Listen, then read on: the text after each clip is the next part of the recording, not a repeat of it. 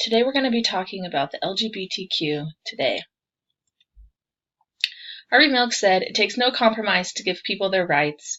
It takes no money to respect the individual. It takes no political deal to give people freedom. It takes no survey to remove repression."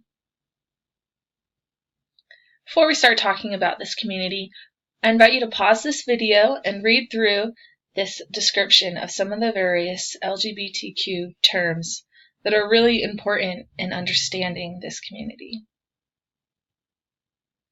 We're going to talk about the history of the LGBTQ community through the lens of a timeline of rights in the United States. This timeline is by no means comprehensive, but my purpose in sharing this is to just show how far we've come and to see how things have become laws and not become laws and changed over time in the United States. In April 1952, the American Psychiatric Association diagnosed homosexuality as a sociopathic personality disturbance. This alone shows us a huge amount of growth to where we are today. In 1953, Dwight D. Eisenhower bans homosexuals from working for the federal government because it's a security risk. In 1973, 20 or so years later, the American Psychiatric Association removes homosexuality from its list of mental disorders. 1979, the first National March on Washington for lesbian and gay rights takes place, and it draws many people and is an important event in the history of LGBTQ. In 1993, President Clinton enacts a policy called Don't Ask, Don't Tell, where he prohibits openly gay and lesbian Americans from serving in the military, so they have to hide who they are. In 1996, President Clinton defines marriage as a legal union between one man and one woman as husband and wife, federally banning same-sex marriage. In 2008, Proposition 8 is passed. And then in 2010, Proposition 8 is found unconstitutional. In 2011, Don't Ask, Don't Tell is repealed. And in 2015, the Supreme Court rules that states cannot ban same-sex marriage. In 2017, President Trump says that the United States government will not accept or allow transgender individuals to serve in any capacity in the U.S. military. And then a few months later, a federal judge rules against Trump's prohibition of transgender service, saying that it is unconstitutional.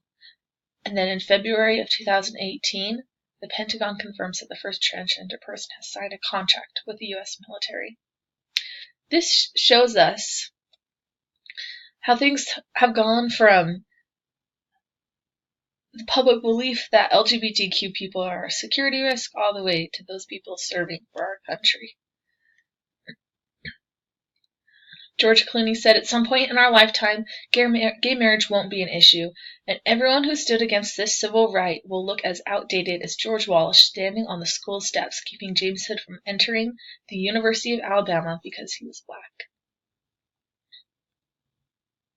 We're going to talk now about some stereotypes and single stories of the LGBTQ community. I love this meme because I think it really portrays this point that nobody ever looks gay. There's nothing about the way that someone looks that really can say what their sexual identity or sexual expression or orientation is. And another one here, every girl wants a gay best friend. That's a very popular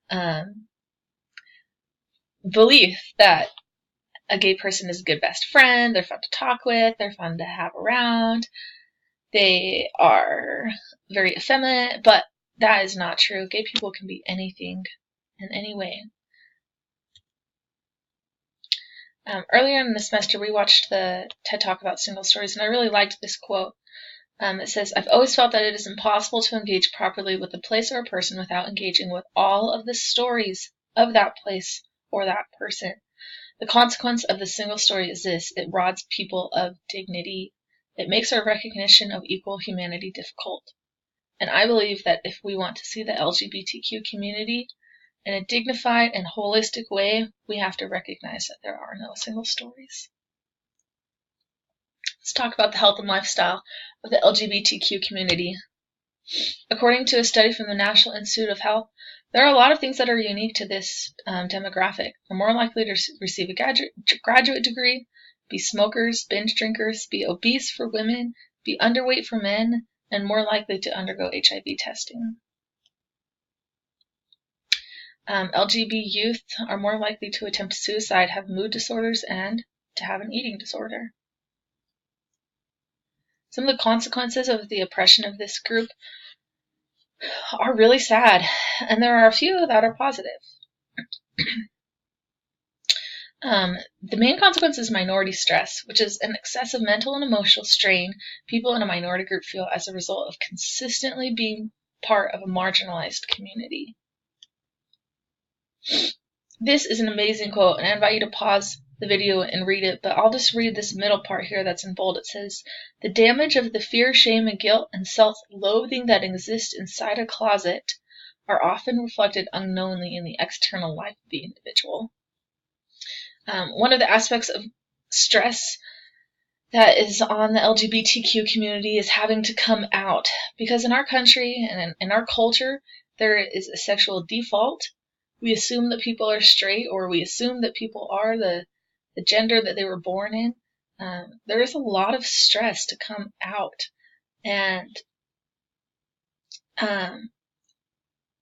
it is important. These next few slides do a really good job of explaining what that is like, especially in the LDS community.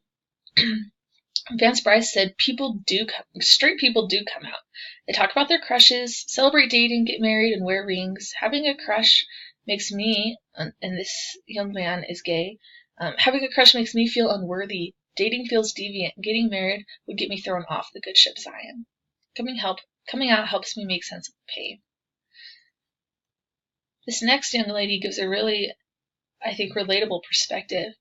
She says that coming out is a way of letting people know that they've been misspelling or mispronouncing your name or who you are for years. I know that when someone misspells my name, I'm a little offended. And if someone were to always assume that I was a certain way and that I'm not, that would add a lot of stress into my life. It's all about respect, as she says here at the end. Another example of this minority stress is found here in this study. 7.2% of the college students who identified as lesbian, gay, or bisexual said they had more feelings of loneliness, more likely to be diagnosed with depression, and endorsed fewer reasons for living. And while there are a lot of negative aspects of the stress of this community, I really like this quote from the book Oddly Normal. At the end here it says, it's talking about a guy who had a really big nose and how he was really embarrassed about it. But at the end it says, "Perhaps Serrano would have been happier to have been normal," he wrote, "but we would have lost a greatness and sensitivity of soul that would have lessened all of us." And I have seen this to be true. In my experience in the LGBTQ community, there is a greatness and a sensitivity of soul that I think we could all benefit from. Schools' responses. Schools do lots of things to help. They have gay-straight alliances, they have anti-bullying campaigns, and counseling services for students. There are a few things that they do that hurt, like girls' and boys' choice dances, teaching only about the typical family, using literature that also only talks about the typical family, gender-specific bathrooms and lockers, and sex ed only for heterosexual relationships. The best thing that we can do to help the LGBTQ community in our school is, I really like what this research says here. It says, specific to sexual minority youth, family cohesion, school safety, and the perception of being cared for and about by adults outside of the nuclear family have been found to lower the risk of suicide and suicidal ideation. Peer support and family have been shown to have a comparable favorable effect on the reducing of suicidal ideation and completion. So for us as teachers, what does this come down to? What are we going to do about this? It's all about being an ally. And as we read at the beginning, being an ally is just being an advocate for the rights of these people. So we can encourage inclusive school policies. Make yourself educated. Know what it's like for these students and this population. Don't justify bullying. Be aware of terminology and slang. Be an example of respect to everyone. Ask for preferred pronouns. Be aware of your personal bias. Ask for training on how to help these students. Be a resource for other people. Listen to your students. Respect confidences. Acknowledge the benefits of diversity in all of its different facets. So, how will you change as a result of what you've learned today? I invite you to make a decision now of how you are going to treat your LGBTQ students, and coworkers, family members, and friends. And I know that as you do that with respect and love, that the people around you are going to feel good, and you're going to make the world a better place.